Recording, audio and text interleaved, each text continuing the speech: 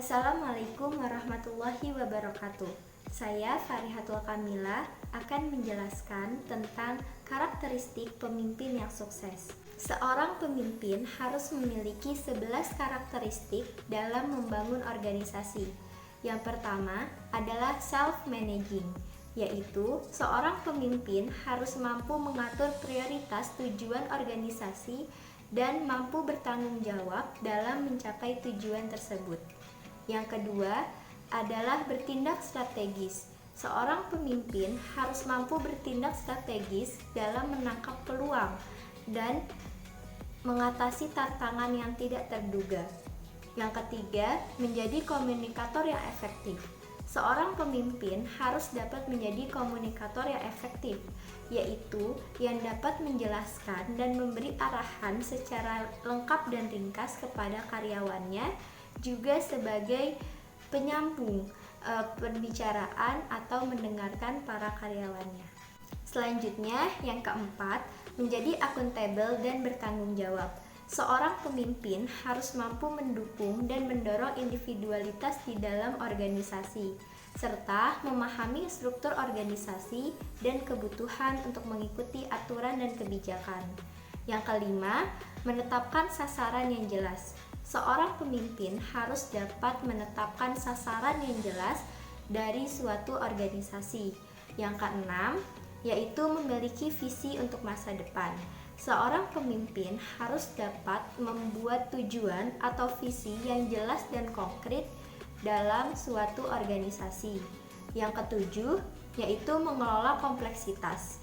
Jadi, seorang pemimpin harus dapat menjadi pemecah masalah dan mengambil keputusan dalam situasi yang berubah dan cepat. Yang kedelapan, membina kreativitas dan inovasi. Seorang pemimpin harus memiliki keberanian untuk mengambil resiko dan bereksperimen dalam mendorong kreativitas organisasi. Yang kesembilan, membangun tim dan mempromosikan kerja tim. Tim dan kerjasama tim adalah kunci kuat untuk mencapai banyak hal dalam organisasi. Maka, seorang pemimpin harus dapat merekrut dan mengembangkan tim yang tepat untuk kesuksesan organisasi. Yang kesepuluh, yaitu menciptakan hubungan yang tahan lama. Seorang pemimpin harus dapat membangun koneksi entah kepada pelanggan, klien, mitra, atau bahkan pesaing untuk kepentingan organisasi. Yang terakhir yaitu yang ke-11, agility, yaitu pemimpin harus memiliki kemampuan beradaptasi yang cepat dengan keadaan yang tiba-tiba berubah dan mampu membaca peluang yang dapat mensukseskan organisasi. Pemimpin yang berpengalaman. Seorang pemimpin sejatinya telah mengalami berbagai pengalaman kepemimpinan. Karakternya dalam memimpin telah terbentuk sedemikian rupa sehingga ia mampu dan cakap dalam menggunakan setiap gaya kepemimpinannya sesuai kepribadian dan juga situasi serta kondisi yang telah terjadi di sekitarnya untuk mencapai hasil atau target yang akan ia tetapkan dalam suatu organisasi atau kelompok yang ia pimpin. Kunci untuk menjadi pemimpin yang sukses. Untuk menjadi pemimpin yang sukses, pemimpin harus memiliki 3 landasan pola pikir. Yang pertama, pemimpin harus memiliki tujuan. Tujuan di sini harus mengandung unsur SMART. Yang pertama yaitu S spesifik. Tujuan tidak boleh general, misalnya ingin mencapai nilai lebih baik. Yang kedua yaitu measurable, yang artinya terukur. Definisi terukur di sini perlu ditambahkan parameter lebih baik. Arti lebih baik di sini yaitu tujuan yang ditetapkan oleh pemimpin harus lebih baik daripada sebelumnya. Yang ketiga yaitu agree, yang artinya disepakati.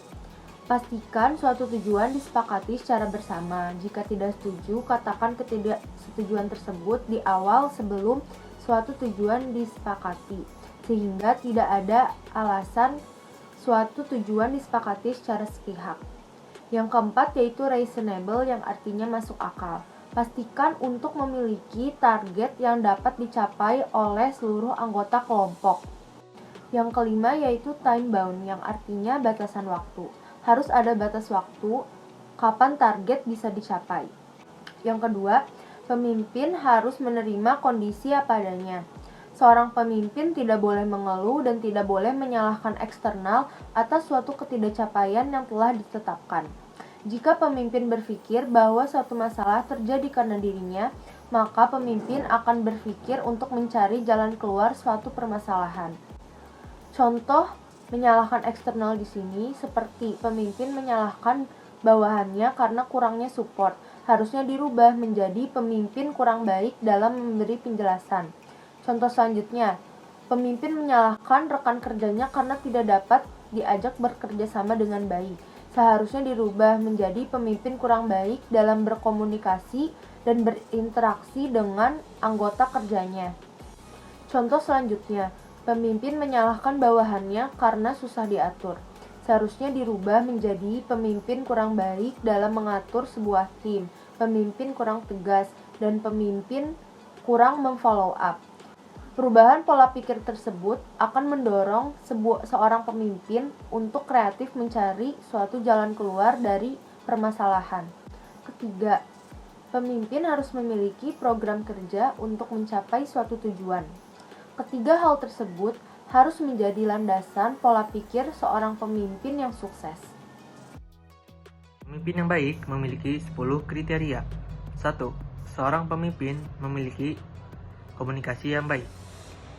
Bisa berkomunikasi yang baik adalah modal utama yang harus dimiliki seorang pemimpin, karena kebijakan atau keputusan yang dikeluarkannya apabila tidak dikomunikasikan dengan baik akan menjadi sorotan utama dari setiap orang, terutama bawahannya. 2. Memiliki sikap berani dan menginspirasi. Seorang pemimpin harus memiliki sikap berani, dalam arti berani mengambil resiko dan juga berani mengambil keputusan. Jika sikap tersebut belum mendarah daging pada diri Anda, atau masih ada keraguan dalam memutuskan sesuatu, maka Anda harus melatih hal tersebut. 3. Seorang pemimpin selalu menjadi diri sendiri. Tidak dipungkiri, seorang yang telah menjadi pemimpin pasti ada orang yang memperjuangkannya. Karena itu, ada rasa timbal balik untuk menjadi sosok yang diinginkan oleh mereka. 4. Seorang pemimpin selalu bisa menghargai orang lain. Cara untuk menghargai orang lain pun mudah namun terkadang lupa atau malas untuk diungkapkannya. Seperti mengucapkan terima kasih kepada orang lain, bukan hanya ia telah memberikan sesuatu, tetapi jangan lupa pula ketika ia telah membantu Anda. 5. Bersikap tenang ketika dalam kondisi di bawah tekanan. Dalam dunia kerja misalnya, tekanan pasti akan ada sehingga seringkali membuat emosi menjadi tidak menentu. 6. Memiliki sikap rendah hati. Walaupun Anda statusnya sebagai pemimpin, berusahalah untuk tidak bersikap lebih tinggi dari mereka, sehingga Anda tidak memerintah dengan seenaknya. 7. Memiliki sikap jujur. Jujur memang harus dimiliki setiap orang, apapun jabatannya. Namun, karena pemimpin ini selalu menjadi sorotan, maka sikap jujur ini harus dimiliki seseorang pemimpin. Saat ini, kejujuran sangatlah diperlukan, terutama oleh seorang pemimpin. Karena pada kenyataannya banyak pemimpin yang tidak jujur, terutama menyangkut perekonomian seperti korupsi, penipuan, dan lain-lain.